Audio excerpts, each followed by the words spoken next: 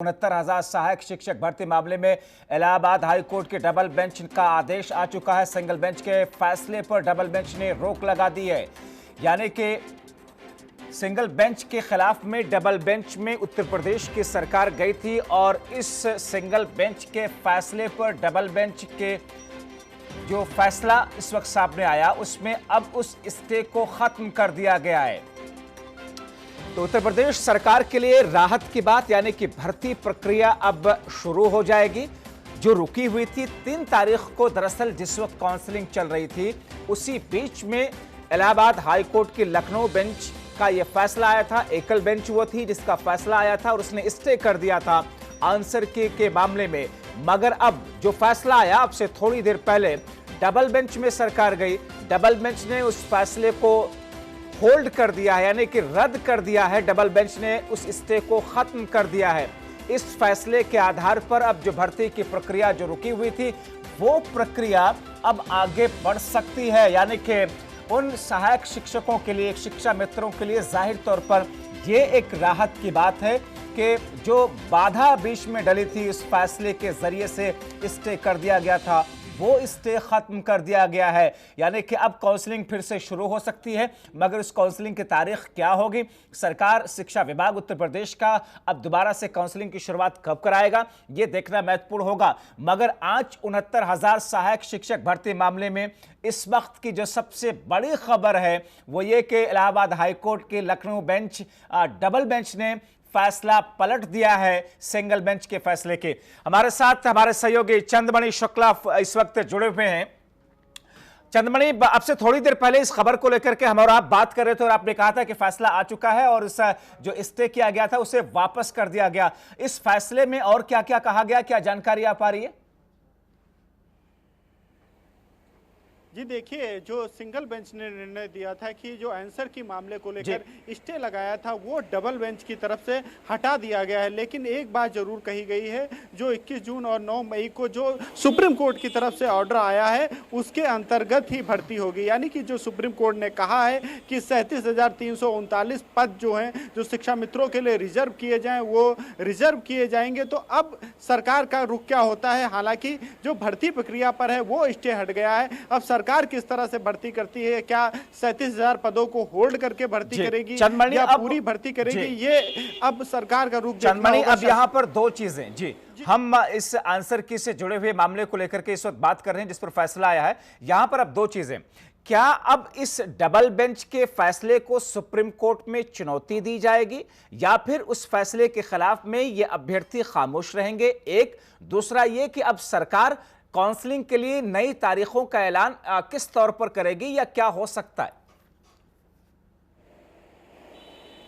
जी देखिए, अगर जो आंसर की मामले में बात करें तो आंसर की मामले में अभी प्रक्रिया चल रही है और आंसर की के मामले में जो स्टे लगाया गया था वो हटाया गया है, ना कि जो विवाद चल रहा था, जो प्रश्नों को लेकर विवाद था, अभी उसमें किसी प्रकार का निर्णय नहीं आया है। और प्रश्नों के विवाद में जिस तरह का निर्णय आएगा, अगर बाई चांस की बात है कि अगर नंबर बढ़ते हैं तो पूरी प्रक्रिया फिर से करानी पड़ेगी, क्योंकि जब नंबर बढ़ेंगे तो जाहिर सी बात है प्रभावित होगी और तमाम जो जी। चंद्रमणि शुक्ला, बहुत महत्वपूर्ण बात कर रहे हैं क्योंकि इस वक्त पूरे प्रदेश, पूरे देश की निगाहें इस वक्त R9 टीवी पर है। इस फैसले की बारीकियों को समझना चाहते हैं।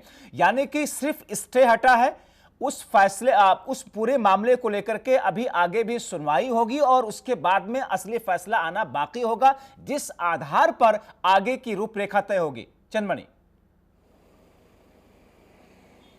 जी बिल्कुल, अभी यूजीसी की रिपोर्ट आनी बाकी है और यूजीसी की रिपोर्ट के आधार पर ही निर्धारित किया जाएगा कि जो प्रश्न विवादित हैं उनमें कॉमन नंबर दिए जाएंगे या नहीं दिए जाएंगे। लेकिन जो भर्ती प्रक्रिया रोक दी गई थी, जो 3 जून को भर्ती प्रक्रिया पर स्टे लगा दिया गया था, वो हटा दिया गया है। वहीं पर जो सुप्रीम कोर्ट की तरफ से जो आदेश आया, जो 37,339 पदों को होल्ड करने की बात की है, वो भी होल्ड रहेंगे। तो अब सरकार का रुख देखना होगा कि किस तरह से वो भर्ती प्रक्रिया आगे बढ़ाती है, क्योंकि सरकार के के रुख पर बहुत कुछ निर्भर करता है। चाहे जैसे कि बीच में सतीश द्विवेदी का ये भी बयान आया था, जो बेसिक शिक्षा मंत्री हैं, उनका कहना था कि अगर बाई चांस की बात है कि कोई अगर पढ़ते हैं अभ्यर्थी तो हम सीटें भी बढ़ा सकते हैं। तो अब ये देखना होगा कि सरकार क्या योजना तैयार करती है, क्या 69,000 पे ही भर्ती कराती है या 37,000 पदों को लेकर अगर 37,000 यहाँ पर चंदमणि एक और सवाल है, तो जाहिर सी बात है फिर से मेरिट बनानी पड़ेगी इनको। चंदमणि, एक लोगों के जहन में इस वक्त एक और उत्सुकता और सवाल है कि स्टे तो खत्म कर दिया, यानी कि सरकार फिर से काउंसलिंग शुरू तो कर सकती है, मगर उस आंसर की को लेकर के यूजीसी की रिपोर्ट कब तक सबमिट की जाएगी कोर्ट के अंदर, और उस पर क्या आज इलाहाबाद हाईकोर्ट की डबल बेंच ने कोई तारीख बताई है अगली सुनवाई को लेकर के?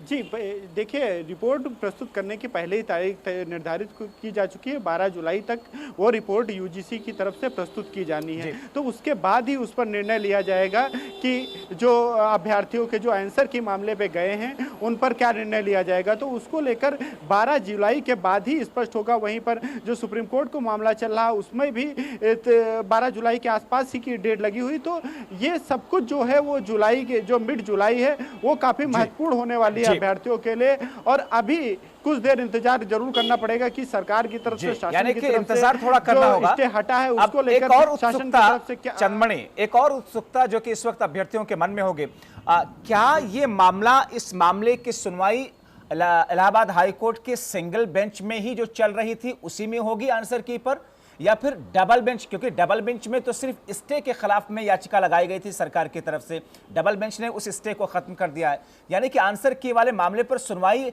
इलाहाबाद हाईकोर्ट की लखनऊ की एकल बेंच में ही आगे बढ़ेगी।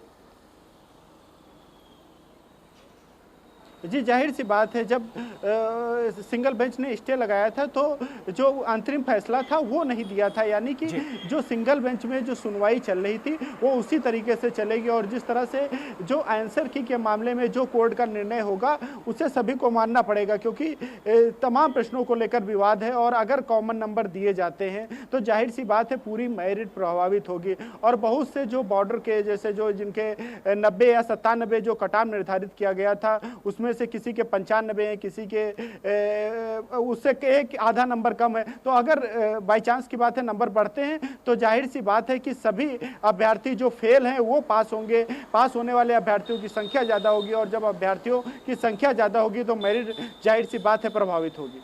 जी अब यहाँ पर दो चीजें हैं कि 4 दिनों का वक्त रखा था उत्तर प्रदेश की सरकार ने काउंसलिंग के लिए, शिक्षा विभाग ने 3 तारीख से लेकर के 6 तारीख तक काउंसलिंग चलनी थी, और कुछ घंटे उस 3 तारीख को काउंसलिंग हुई थी। क्या कोई जानकारी आ सकी कि उस दिन कितने लोगों की काउंसलिंग हो चुकी थी, कितने लोगों की काउंसलिंग अभी बाकी है? इस तरह की किसी तरह की कोई जानकारी काउंसलिंग से जुड़ी हुई इस फैसले के बाद में?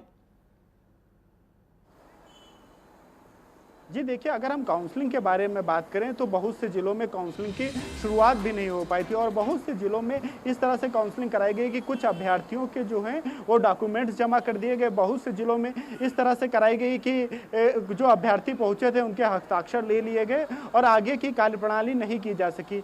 और सबसे अहम बात है, जो काउंसलिंग के बाद में जो शिक्षक भर्ती में जो घोटाले की, जो भ्रष्टाचार की खबरें आई हैं उससे तमाम विवाद हैं, क्योंकि कुछ अभ्यर्थी जो इस भ्रष्टाचार के तहत पहले जो हाई मेरिट में थे उनको जाहिर सी बात है कि अब जब ये तमाम खुलासे हो रहे हैं तो उसके बाद में उन अभ्यर्थियों को जिनसे पुलिस पूछताछ कर रही है, जिनके 143 142 नंबर हैं, जाहिर सी बात है उन्हें उस मेरिट लिस्ट से जरूर बाहर किया जाएगा, जिससे योग्य अभ्यर्थियों को नंबर उनका मौका मिल सके। वहीं पर ऐसी भी बातें सामने आ रही जिनके 126 से ऊपर नंबर हैं उनकी भी कुछ ना कुछ जांच जरूर की जाएगी, जिससे ये स्पष्ट किया जा सके कि कहीं कुछ धांधली तो नहीं हुई। तो अब सरकार के पास बहुत बड़ी चुनौती है कि क्या जो भ्रष्टाचार चुनौतियां हैं और आगे के वक्त में इस तस्वीर को साफ होना बहुत कुछ अभी बाकी है। बहुत शुक्रिया चंदमणि शुक्ला इन तमाम जानकारी के लिए।